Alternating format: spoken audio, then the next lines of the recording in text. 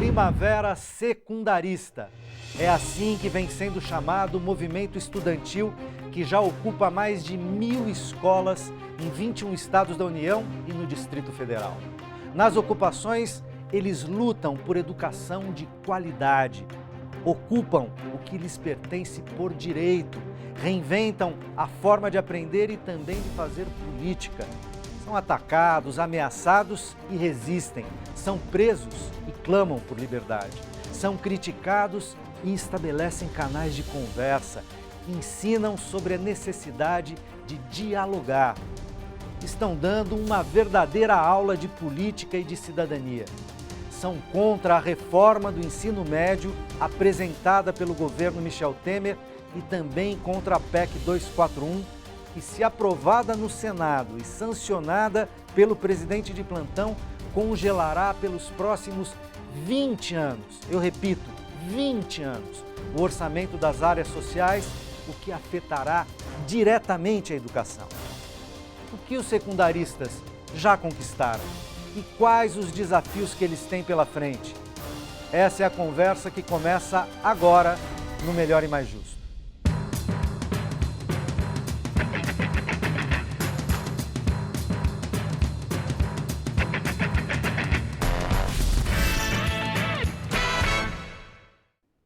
Olá, bem-vindo ao Melhor e Mais Justo. Para falar sobre o movimento secundarista, convidamos Conceição Oliveira, jornalista, responsável pelo blog Maria Fro, e Fernando Cássio, professor de Políticas Educacionais da UFABC. Bem-vindos. Obrigada. Obrigado. Como entender o movimento secundarista e o protagonismo político dos adolescentes nesse terrível momento político e econômico do país? Vou começar pelas damas. Conceição. Que pergunta difícil. Eu acho que tem que perguntar para os protagonistas, né? Eu até achei que eu ia ter aqui um menino, uma menina da ocupação. Eles não puderam vir dessa vez, mas virão.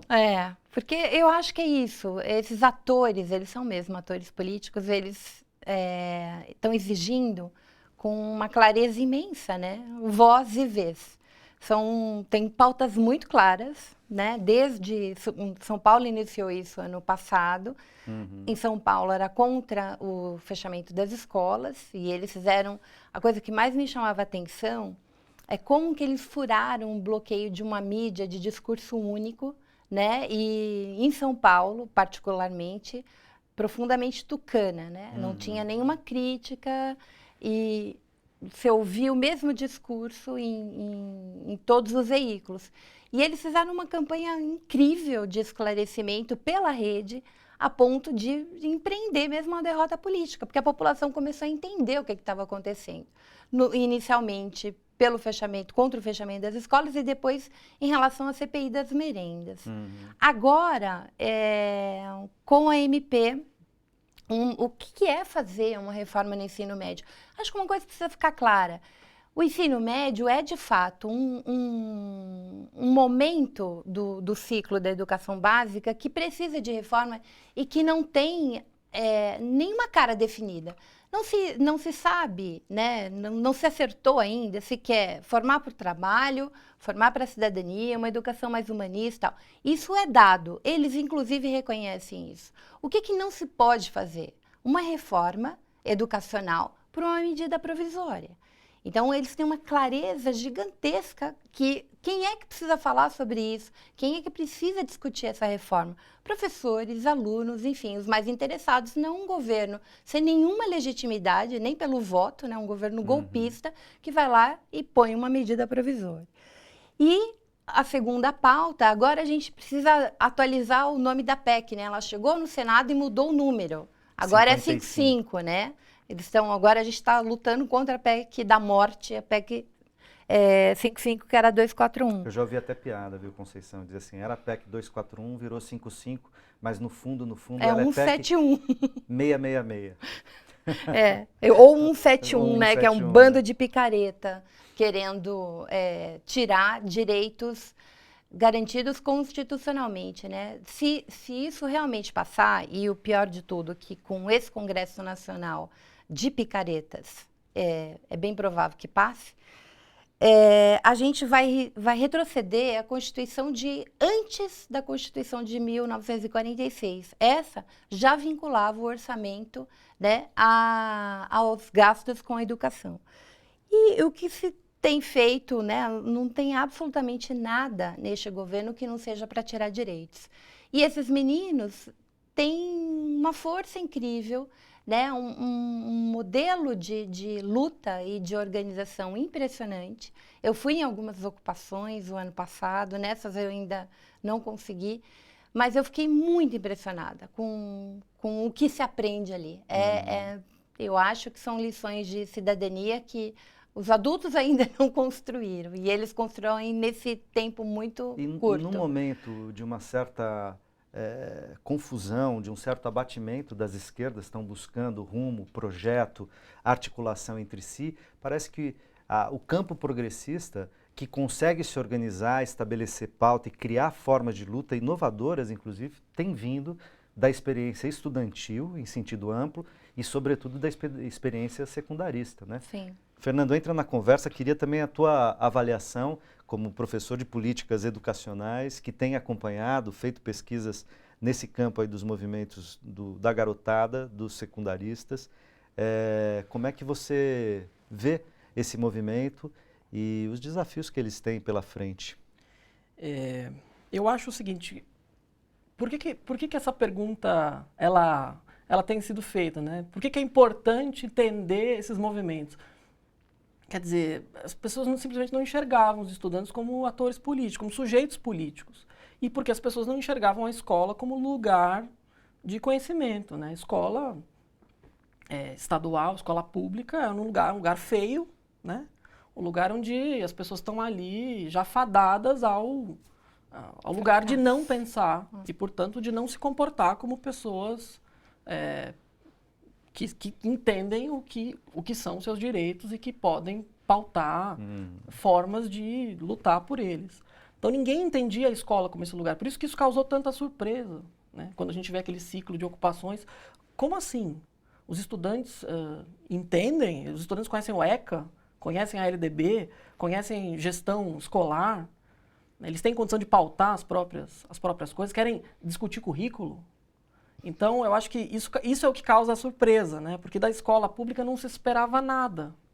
Nem que formasse pessoas capazes de pensar por si mesmos. Inclusive porque a mídia faz o desserviço no Brasil, a mídia corporativa, de desqualificar o ensino público, a educação básica, né?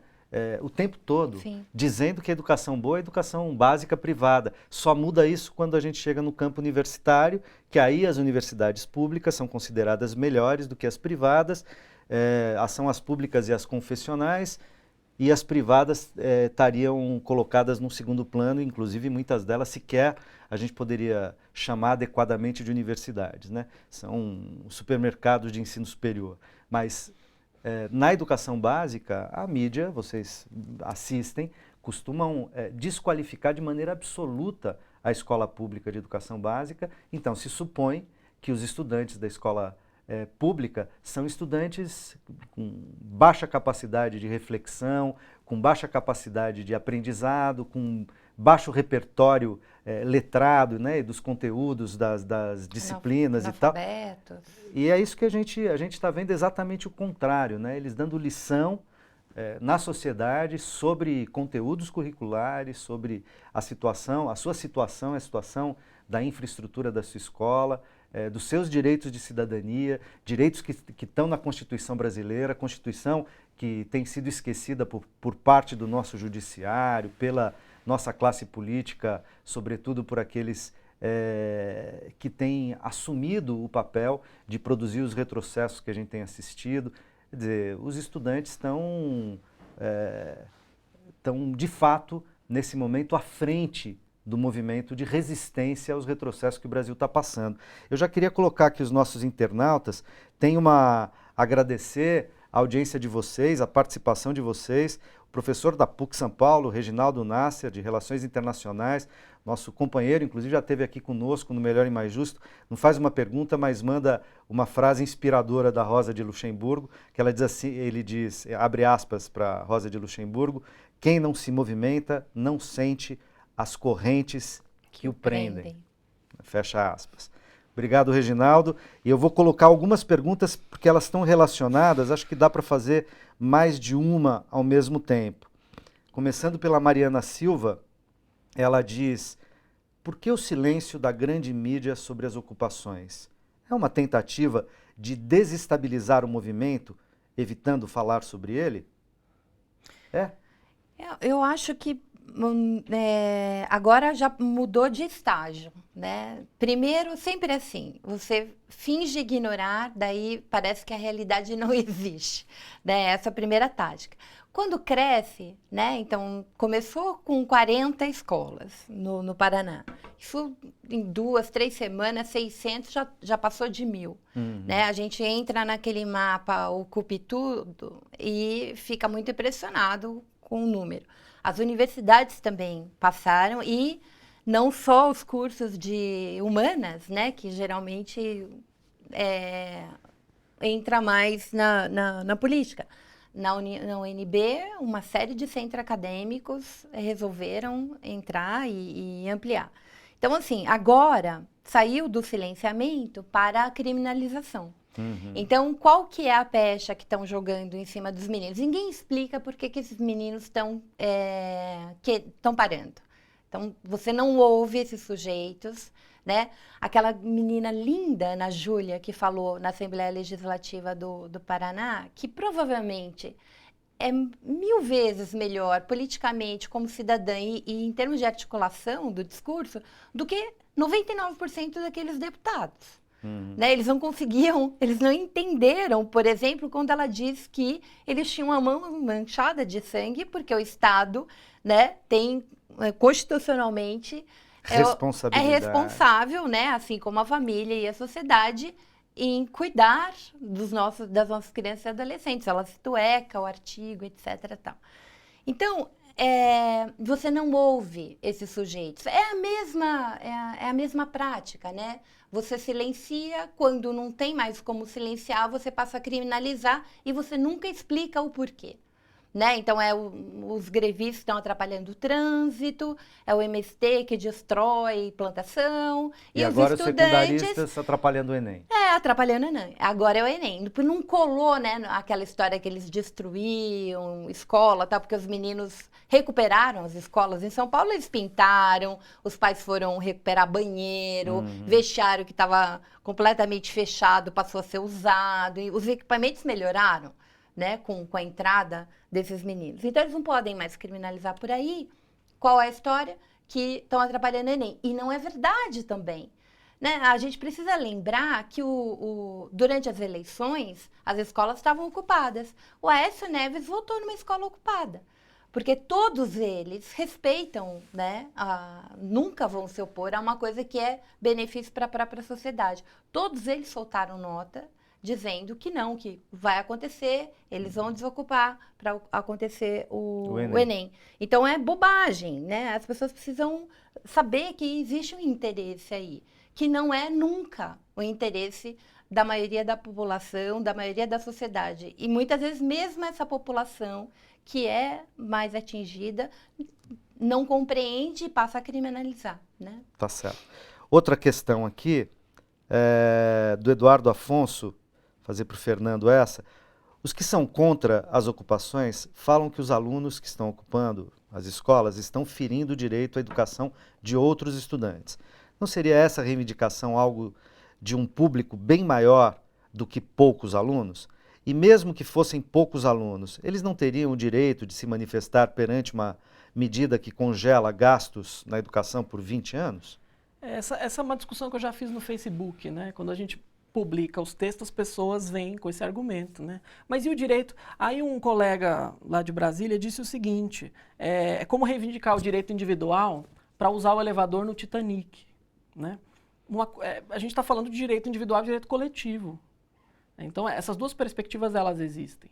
Então, primeiro esse argumento, a Conceição falou da criminalização, né? Então, tem esse argumento que é o argumento mais falacioso, quer dizer que o estudante está lá vadiando, evitando que né, só está lá para não ter aula. E a pergunta, a maneira óbvia de desconstruir esse argumento qual é o sentido de comer mal, dormir mal, passar 15 dias fora de casa dentro da escola, né? Agora sofrer tortura.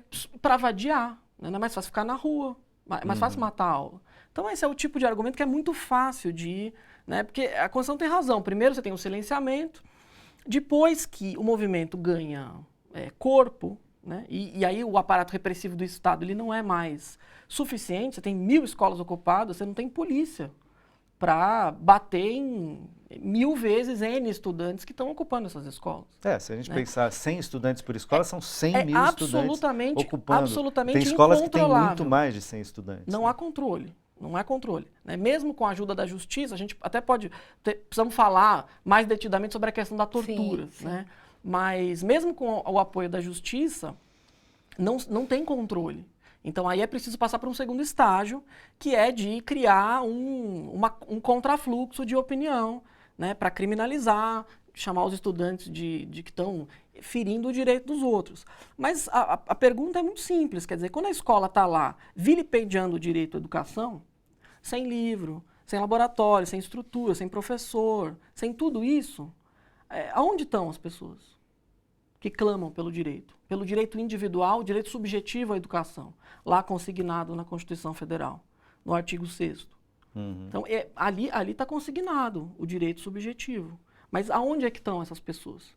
Aí, na hora que você tem um movimento de massa, em que não pode mais ser controlado, né, a menos por cooptação da opinião pública, aí, então, a grande vem mídia. O clamor pelo direito individual a estar na escola. Fernando, nessa mesma direção, Adriano Cardoso, nessa direção, mas acrescentando um elemento, ele diz assim: sou educador e na última semana eu e os meus colegas discutimos a LDB, a Lei de Diretrizes e Base para a Educação, porque ela já apresenta algumas alterações que estão na medida provisória da reforma do ensino médio. Neste caso, qual o trâmite dessa proposta? Ela não deveria ser aprovada primeiro para depois ocorrer a alteração da LDB? Então, a medida provisória ela é uma medida provisória. Ela sai mais ou menos como o decreto. Ela é validada, né, pelo Legislativo. Esse é o processo dela. Então, mas as alterações já foram feitas. Né? Basicamente, a medida provisória 746, a reforma do ensino médio, ela propõe alterações na Lei 9394, LDB. E aí, justamente naqueles artigos e parágrafos que se atêm ao ensino médio. Então, isso já foi feito. Agora espera-se a validação da MP. Então, uma MP pode ser barrada pelo Legislativo, por exemplo. Espera-se a validação dela, o que deve acontecer se com tudo... o tipo de congresso que a gente tem. Com o tipo de congresso que nós temos e o tipo de articulações que estão sendo feitas. Né? No entanto, já existe uma discussão de que está sendo feita uma negociação já do Legislativo com o governo federal de... Tem um em andamento, isso, né? de não passar a MP, de a MP ela cair mesmo, dela ser revogada e a reforma do ensino médio vir via um projeto de lei convencional, né, supostamente com uma aparência de legitimidade um pouco maior. Né? Então, fazer umas audiências públicas. Né? Inclusive, o presidente da Câmara, esta semana, fez menção a isso, né, o Rodrigo Maia, dizendo que talvez fosse melhor transformar essa medida provisória em PL, né, em projeto de lei, reapresentar nessa roupagem, porque daria maior legitimidade e evitaria uma mudança numa lei que regulamenta a Constituição, que é a LDB, tá certo? Por medida provisória de um governo que sequer tem voto. Né? Então, parece que a jogada política para tentar dar uma aparência de legalidade, de legitimidade, né, para essa medida é fazer por meio de PL. Né? Mas isso já é um sintoma da perda de controle das ocupações. Quer dizer, não há mais como utilizar o aparato repressivo para bater na estudantada nas escolas. Ou usar, por exemplo, os tribunais dos estados. Porque vai ter que mobilizar um aparato enorme. E não vão conseguir abafar todos os movimentos em todos os estados. 1000 escolas não é simples. E eles estão usando força fascista, né? Porque mexeu, a gente vê a meninada denunciando os nossos fascistas vintage do MBL e companhia, estão indo com alguns pais tentando invadir a escola, porque tem uma coisa que as pessoas não... Invadir, produzir violência e intimidar, né? Intimidar. Para Tem tentar uma fazer coisa com que eles se amedrontem que eu e saiam. acho que a população precisa entender, né? Como se criminaliza muito, a gente parte de um lugar como se eles já soubessem. É muito legal vocês tentarem, quem tem algum tipo, quer ter uma opinião sobre isso, vai em uma escola ocupada, né? Você tem alguns momentos que eles deixam entrar o público externo e tal. Tem uma enorme segurança, os meninos são muito sabidos, eles sabem tudo que eles têm direito. Então, assim, tem aula pública, tem professores doando aula, eles têm tudo que eles gostariam de ter num currículo, né? Tem cada coisa sensacional que eles aprendem ao longo disso, mas tem um debate político muito interessante. Gente, quando a gente fala debate político, a gente está falando do campo dos direitos, a gente não está falando de partido político, né? Depois eu queria até discutir isso, porque tem todo um outro discurso, né? De criminalizar também os professores que vêm nesse pacote, porque é sempre um combo de misérias, né? Vem a lei da mordaça e o discurso da escola sem partido. Quem ouve, procurem na internet o discurso da Ana Júlia, uma menina de 16 anos. Ana Júlia Ribeiro. Do Paraná. Daí depois vocês me digam se essa menina não sabe o que ela está fazendo, né? Se ela não tem conhecimento da luta dela, se alguém fez a cabeça dela, porque é inacreditável como ela é querida, né? E como tem uma clareza daquilo. Então, primeiro entendam o que é uma ocupação, o que esses meninos fazem. Tem uma série de transformações aí. Menino cozinhando, né? Os papéis, inclusive, são testados ali, fazendo limpeza. Todo um esquema de segurança para quando vão dormir. Tem regras, eles estabelecem regras muito claras e seguem à risca isso. É muito impressionante a autogestão desses meninos. Então, é muito sério entender o que eles estão fazendo isso sem ajuda de adultos, sem partido político. Quando a gente lê um pouco sobre as ocupações, a gente vê inclusive um movimento de recusa dos estudantes das ocupações, das entidades representativas, inclusive dos movimentos secundaristas. Sim, sim. Justamente para que não haja nenhum tipo de distorção. De tentativa de aparelhamento do próprio movimento. De aparelhamento, de haver exatamente esse tipo de acusação. Agora, a mídia e os partidos políticos de direita, né, o ministro da Educação se manifestou desse modo ontem pela imprensa, pela grande imprensa, dizendo que o movimento é, de algum modo, instrumentalizado pelos partidos de esquerda, PCdoB, PSOL, PT, enfim. O que, primeiro, não é verdade, embora haja, no campo da esquerda, né, simpatias por esse tipo de movimento que tenta defender direitos, que é a pauta desses partidos, tá certo? Isso é uma coisa. A outra coisa é que você não teria simpatia dos partidos de direita que defendem o absurdo do projeto Escola Sem Partido. Você não teria simpatia do MBL, que tem tendências, no mínimo, proto-fascistas. Né?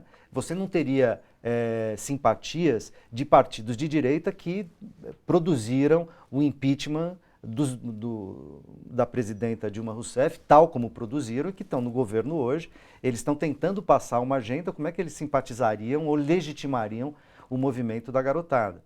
É óbvio que eles são contra, então eles estão tentando, de um lado criminalizar, de outro desqualificar politicamente esse movimento. Você que está nos assistindo não pode cair nessa, né? Aliás, tem que trabalhar na rede, inclusive compartilhar não só o programa que você está vendo agora, avisar a galera para assistir à noite, mas também fazer esse debate com seus amigos no Facebook e nos espaços do teu trabalho, da tua escola, enfim, dos teus amigos. Mostrar, não pode cair nesse tipo de esparrela, que certos veículos de mídia, certos grupos políticos e judiciários, infelizmente, tentam vender para a gente. Né? Tem mais perguntas aqui. Deixa eu colocar uma pergunta. Você conseguir sintetizar, Fernando? Porque é o seguinte, a Andréa C., ela pergunta o seguinte: qual é a pauta de reivindicação dos estudantes hoje? Como funciona a MP do ensino médio? O que ela muda? Então, se você puder sintetizar, o que muda com a MP do ensino médio se ela for... É mais fácil responder sobre a MP do que sobre as pautas, porque as pautas... Existe uma pauta geral que unifica, que é a PEC 55, ex-241, e a MP 746, que são, de fato, batalhas dos estudantes, né? Não só dos secundaristas, né, nesse caso. Mas a MP, bom, a gente pode falar em termos muito gerais, assim, né? Ela propõe algumas mudanças na LDB, né, naqueles artigos que tratam do ensino médio, e ela propõe uma nova maneira de entender o ensino médio, né? Então, primeiro, propõe um ensino médio de tempo integral, né? Mas não diz como que esse tempo integral ele vai ser qualificado. Porque você estender o tempo do jovem na escola não significa nada se você não tem uma escola que é um espaço para se estar. Não discute, 8 horas por exemplo, E o trabalhador. O trabalhador, Sim, o ensino noturno claro. e tal, né? Não, eu nem vou falar a gente pode falar em outro momento do passivo educacional do Brasil, que está sendo jogado no lixo com essa PEC, né? Exatamente, são as pessoas que estão à noite, estão alijadas, inclusive, da escola. E estarão cada vez mais, se isso for levado a cabo. Mas se propõe um ensino médio vocacionado, né? Então, é um ensino médio em que você tem um currículo comum, que é baseado lá na Base Nacional Comum, né? Aligerado ali para 1 ano e meio, então o currículo ele é barateado, num certo sentido. E aí, os estudantes, então, escolhem lá se querem estudar humanidades, ciências exatas, ou se querem fazer um curso profissionalizante. Não tem novidade, né? Exato. Já teve dentro isso daquele, várias dentro daquele vezes. espaço. Quer dizer, então, sem dúvida, é um modelo de escola de exclusão. Eu estava esses dias revendo um texto do Adorno, né, que é uma transcrição de uma discussão no rádio nos anos 60, né, 1969. E eles estavam tratando de quê? Disso. Né? Tratando de criminalização de movimento secundarista em Bremen, na Alemanha, nos anos 60. Né? Se você que não sabe ou não leu Adorno, Adorno é um pensador da famosa escola de Frankfurt. Né? O livro chama Educação e Emancipação. Então, é uma série de discussões dele com educadores tratando desses temas.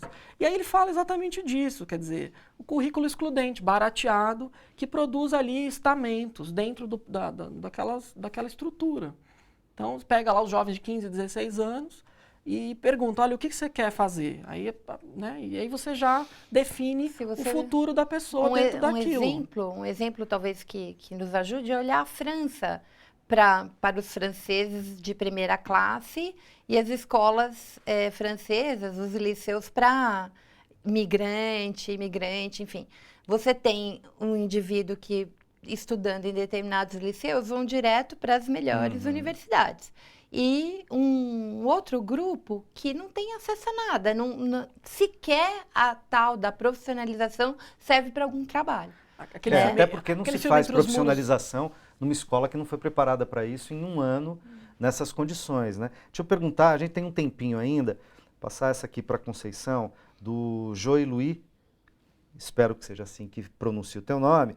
Com essa verdadeira inundação da direita na gestão federal e municipal e sua contaminação estadual, né? É que acabou de ser eleição municipal, acho que é isso que ele está falando. E talvez municipal. E sua contaminação no judiciário, como as forças progressistas podem apoiar a primavera secundarista? Olha, eu acho que a gente tem obrigação, né, de fazer o debate, de esclarecer, de tentar fazer o que a gente está fazendo aqui agora. Fala assim, olha, eles têm uma pauta clara, eles têm uma reivindicação clara. A minha filha tem 20 anos, ela virou, o dia que ela leu a PEC 241, hoje, PEC 55, ela falou, mãe, eu chorei quando eu li o depoimento dela no Facebook, chorei, porque ela dizia assim, mãe não, eu lendo, ela falou assim, qual o futuro dos meus filhos? Ela tem 20. Aos 40, se esse negócio passar, ela passou toda a juventude dela lutando num estado caindo aos pedaços, onde nós precisamos entender uma coisa, gente, nós não conseguimos chegar, até hoje, ao piso, não estou falando de teto, ao piso necessário para a gente ter uma educação de qualidade. E em qualquer país que vocês veem um pouquinho melhor, que não tem o nível de analfabetismo que a gente tem, que tem pessoas mais escolarizadas, enfim, que a educação chegou naquilo que a gente acha que é razoável, se precisa de 10% do PIB. Nós chegamos com a Dilma num teto, né, de 6,2, que foi raro. Para vocês terem ideia do que é isso, Fernando Henrique colocou 2% do PIB. O Lula conseguiu chegar até 4% e a Dilma 6,2%.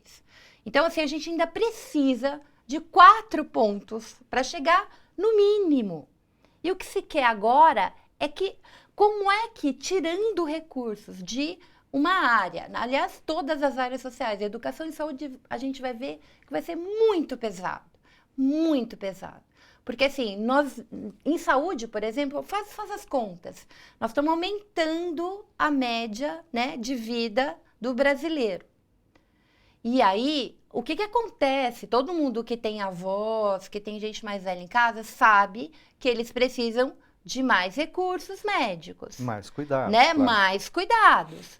Agora, você imagina tirando recursos, porque é o que vai acontecer, né? O que vem acontecendo nesses últimos, no período da democratização, desde que a Constituição foi aprovada, foi tentar manter, respeitar a Constituição, ter aumento real nessas áreas. Agora se pretende se der a inflação, sem pôr nenhum centavo a mais. Só que a gente vai ter uma população mais velha, que não vai ter acesso a médico, e a gente está condenando, turma, quem ainda sequer nasceu. Nós estamos condenando, 2 milhões de nascimentos olha que loucura ano no isso, Brasil, né? A gente está condenando quem não nasceu. Aí o depoimento da minha filha, ele é muito claro, ela olha o futuro dela, é o que esses meninos estão fazendo. Eles estão na faixa de 16, 17 anos, eles estão olhando o seu futuro. O que eles vão ter como futuro na universidade? O que os filhos dele vão ter como futuro para entrar numa escola pública? Gente, nenhum país que deixe de investir em educação e saúde, isso é burrice, isso é antieconômico. E a gente precisa falar de uma coisa que eles nunca falam, né? 42% do orçamento público no país vai para pagar juros para banqueiro. E ninguém vai mexer nisso.